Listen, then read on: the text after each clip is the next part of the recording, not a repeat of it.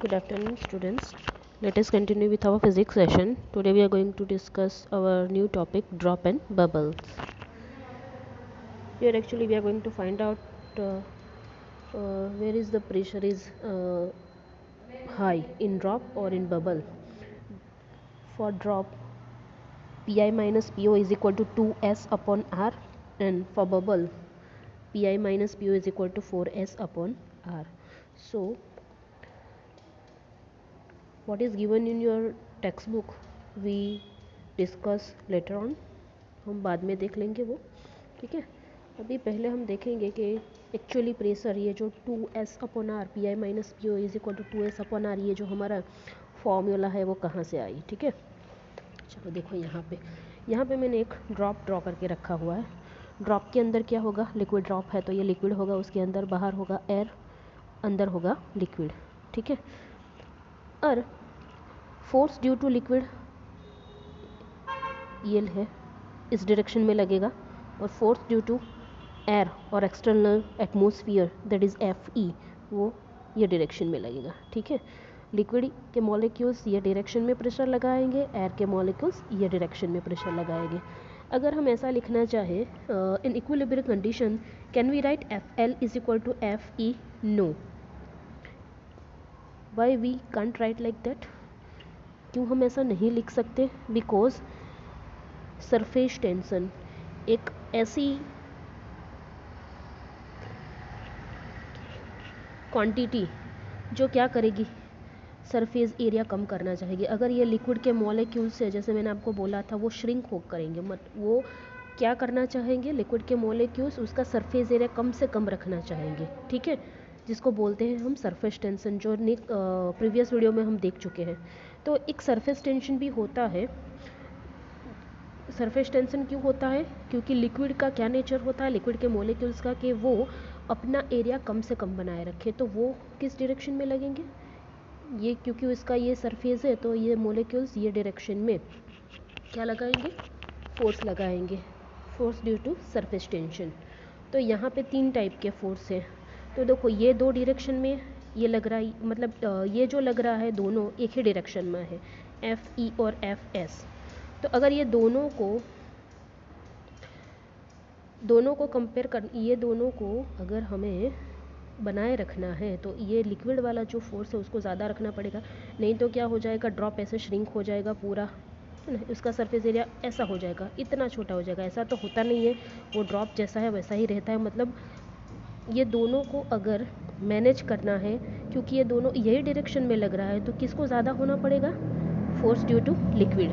समझ में आ रहा है? Force due to liquid is greater than force due to air, ठीक है। तो ये हमें क्या करना पड़ेगा, ज़्यादा रखना पड़ेगा। तो हम ऐसा कह सकते हैं कि P, मान लो ये प्रेशर, ये हमें फोर्स की टर्म में मैंने बताया, क्योंकि P is equal to F by A ही है, pressure is equal to force upon area, तो मैंने फोर्स की टर्म में लिखा। आप ऐसा भी ले सकते हो, ये लिक्विड ड्रॉप है, इनसाइड प्रेशर को बोल देंगे PI और आउटसाइड के प्रेशर को बोल देंगे PO, ठीक है। PI always greater than PO। क्यों ग्रेटर, लिक्विड के प्रेशर को क्यों ज़्यादा रहना पड़ेगा, क्यों ज़्यादा है, क्योंकि आउटर का तो है ही एक फोर्स लग रहा है और ये सरफेस टेंशन का भी फोर्स है। ये दोनों को अगर मेंटेन करना है तो ये डायरेक्शन में लिक्विड को ज़्यादा फोर्स लगाना पड़ेगा, तो प्रेशर ज़्यादा बढ़ जाएगा इनसाइड। तो pressure inside the liquid is greater than P outside the liquid, okay. और आपकी और दूसरा बोल देखो, ये जो साइड है, this side is concave side. अगर अंदर से देखो, ये साइड देखो तो कॉनकेव होगी, और ये साइड देखोगे, बाहर की साइड से देखोगे तो कॉन्वेक्स। तो we can write P concave is greater than P convex. Very most important thing, कौन सी सरफेस में प्रेशर ज़्यादा रहता है, कॉनकेव सरफेस में प्रेशर ज़्यादा रहता है। हम किसकी बात कर रहे हैं, ड्रॉप की बात कर रहे हैं, ठीक है। समझ में आ रहा है कुछ? चलो आगे चलते हैं। हमारी फॉर्मूला क्या है, Pi minus PO is equal to 2S upon R। या आप ऐसा भी लिख सकते हो PL प्रेशर ऑफ लिक्विड, और PO की जगह लिख सकते हो P एक्सटर्नल, या P इंटरनल ले लो, P internal, P external, P liquid, ऐसा भी लिख सकते हो, is equal to 2S upon R, ये दोनों सेम है, और करके ये भी लिख सकते हो। ठीक है, तो हमें ये फाइंड आउट करना है, ये हमें फॉर्मूला डिराइव करना है कि कहाँ से 2S अपॉन आर आया। ठीक है, चलो बराबर समझना, ये कौन सी साइड है, कॉनकेव, और ये बाहर से अगर इसको देखा जाए तो यही साइड बन जाएगी convex. Pressure in concave side is greater then pressure of convex side. Okay, चलो अब डेरिवेशन देखते हैं। डेरिवेशन में क्या आएगा, अगर लिक्विड का ड्रॉप ऐसा है, ठीक है, अगर मुझे इसकी सरफेस को एक्सटेंड करना है, इतनी सारी एक्सटेंड होती नहीं है लेकिन मैंने इसको मैग्नीफाई करके दिखाया है। ठीक है, लार्ज इमेज है आपकी, इसकी रेडियस है R, अंदर का प्रेशर है PI, आउटर प्रेशर है PO। ठीक है, ये R से कहाँ से इंक्रीज़ हो रही है, आप स्मॉल r भी ले सकते हो, कैपिटल R भी ले सकते हो, मैंने कैपिटल R ले ली है, आपकी बुक में स्मॉल r करके दिया गया है, तो डोंट वरी, जो स्मॉल r है उसको मैंने ले लिया है R, और जिसको DR बोला गया उसको मैंने ले लिया है डेल्टा R, तो इसमें कंफ्यूज मत होना। तो ये सरफेस इसकी कहाँ से कहाँ बढ़ गई, R टू डेल्टा R, पहले रेडियस R थी, और अगर मैंने उसको ड्रॉप की साइज़ को अगर इंक्रीज़ किया तो कितनी इंक्रीज़ हुई, DR। प्रेशर है इनसाइड का PI, बाहर का है PO। ठीक है, चलो अब क्या होता है, अगर मुझे ड्रॉप की ये साइज़ के यहाँ तक इंक्रीज़ करनी है, अगर मुझे ड्रॉप की रेडियस R से डेल्टा R करनी है, तो मुझे क्या करना पड़ेगा, कुछ वर्क डन करना पड़ेगा। ठीक है, वर्क करना पड़ेगा, जो भी वर्क डन है वो हम पहले लिखेंगे। ठीक है, और ये वर्क करने पे बराबर समझना, अगर मैंने ड्रॉप यहाँ से इसकी सरफेस R से डेल्टा R इंक्रीज़ की, तो मुझे वर्क डन करना पड़ेगा, और क्या होगा, उसकी वजह से इंक्रीज़ होगी सरफेस एनर्जी। क्या होगी, सरफेस एनर्जी, क्योंकि आपका सरफेस एनर्जी का टॉपिक इस बार सिलेबस में नहीं है, तो बराबर समझना, सरफेस एनर्जी की फॉर्मूला है S इंटू डेल्टा A। तो हमें क्या एक्चुअली प्रूव करना है, वर्क डन, जो भी हमने काम किया वो क्या होगा, increase in surface energy, work done is equal to increase in surface energy, यही फॉर्मूला को लेके चलना है। चलो वर्क डन कितना है, work is equal to force into displacement. ठीक है, तो हम डेरिवेशन देखते हैं, work done is equal to force into displacement. चलो फोर्स, कितना फोर्स है, बाहर का फोर्स डिफरेंस लेना पड़ेगा, इनसाइड का फोर्स को हम लेंगे F इंटरनल, और बाहर का जो भी फोर्स है उसको लिखेंगे F आउटसाइड, इनसाइड और आउटसाइड, और इंटरनल और एक्सटर्नल, इनटू डिस्प्लेसमेंट कितना हुआ, डेल्टा R जितना हुआ।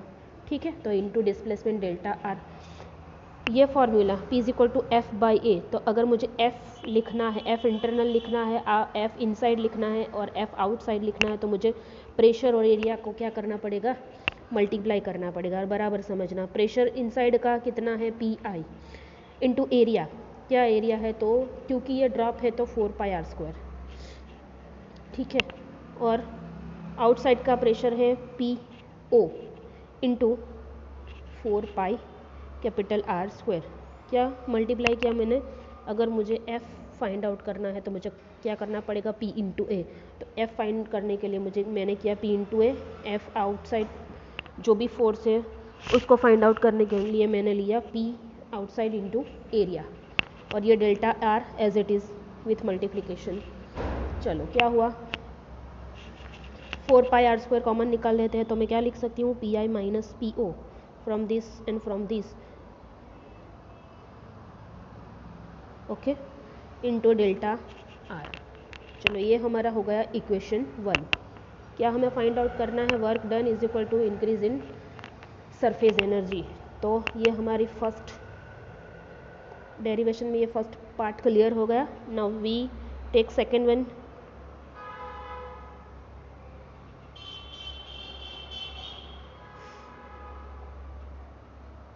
Increase in surface energy that is delta U. Formula हमारे क्या पास क्या है, एस इंटू डेल्टा ए. चलो एस एरिया, क्योंकि पहले ये वाला था, उसके बाद उसमें राइज हुआ डेल्टा ए. ठीक है, तो क्या करना पड़ेगा अगर मुझे ये एरिया जो भी राइज हुआ वो फाइंड आउट करना है, तो A final minus A initial. मैं क्या करूँगी, ये जो फाइनल सरफेस एरिया है उसमें से मैंने क्या माइनस कर लिया, ए एरिया इनिशियल एरिया. तो मुझे ये जितना राइज हुआ वो मिल जाएगा, ये डेल्टा ए जितना राइज हुआ. ठीक है, तो एस इंटू क्या होगा 4 पाई. एरिया की क्या फॉर्मूला, 4 पाई आर प्लस, यहाँ पे ऐसा लिखो R plus delta R whole square. क्योंकि फाइनल एरिया क्या है, डेल्टा आर इंक्रीज है, तो 4 पाई आर स्क्वायर नहीं लिख सकती, R plus delta R square लिखना पड़ेगा, माइनस इनिशियल एरिया कितना था 4 पाई कैपिटल आर स्क्वायर. ठीक है, चलो अब क्या करेंगे, हम इसका सिंप्लीफिकेशन करेंगे. A plus B whole square square plus 2ab plus B square, इससे हम इसका सिंप्लीफिकेशन करेंगे. ठीक है, चलो वो देख लेते हैं.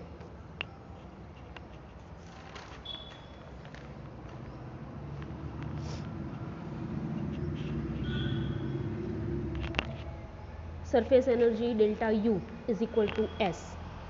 क्योंकि 4 पाई दोनों टर्म में, यहाँ पे भी 4 पाई है और यहाँ पे भी 4 पाई है, तो हम क्या कर लेंगे 4 पाई कॉमन निकाल लेंगे. ठीक है, तो यहाँ पे लिखेंगे हम s मल्टीप्लाई बाई 4 पाई. ये हमारा simplification a plus B whole square वाला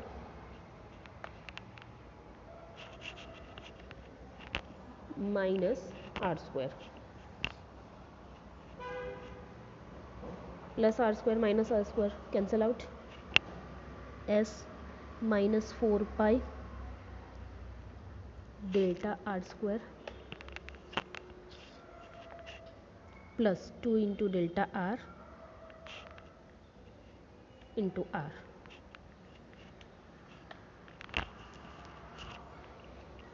क्योंकि ये डेल्टा आर जो भी ये राइज है, एरिया में जितना राइज हुआ डेल्टा आर वो बहुत ही कम है, निग्लिजिबल है, तो हम डेल्टा आर को क्या करेंगे, निगलेक्ट करेंगे ये डेल्टा आर वाली टर्म को, और उसका भी स्क्वायर है. ठीक है, तो बहुत कम हो जाएगा, तो हमें ये टर्म को क्या करनी है, निगलेक्ट करनी है. तो हम लिखेंगे 4 pi into 2 R into delta R या delta R into R, same ही है दोनों. Equation number 2. चलो from equation 1 and 2 we can write, क्या है इक्वेशन 1 and 2, फिर से लिख रही हूँ मैं यहाँ पे, increase in surface energy is equal to work done. चलो इंक्रीज इन सरफेस एनर्जी वाली फॉर्मूला है s into 4 pi into 2 R delta R is equal to work done वाली क्या आई हमारी, P I minus P O is equal to 4 pi R square, sorry P I minus P O into 4 pi R square into delta R. P I minus P O 4 pi R square into delta R into delta R. चलो क्या क्या cancel out हो जाएगा, 4 cancel, pi cancel, delta R cancel, यहाँ से एक are और ये एक आर कैंसिल हो जाएगा, तो क्या बचेगा यहाँ पे s into 2 is equal to P I minus P O, और जो एक आर स्क्वायर में से एक आर हमारा रह गया वो आर, तो ये हो गया 2s P I minus P O. अगर मैं ये आर को यहाँ पर लेफ्ट हैंड साइड नीचे ले जाऊँ तो ये हो जाएगा P I minus P O is equal to 2s upon R. तो ये हमारी फॉर्मूला डिराइव हो गई। ठीक है, कहाँ से आई? तो डेरिवेशन हमने पूरा देख लिया।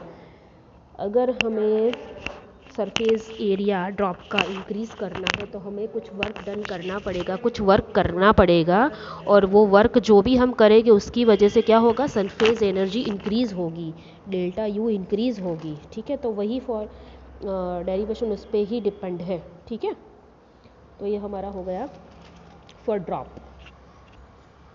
Okay, thank you.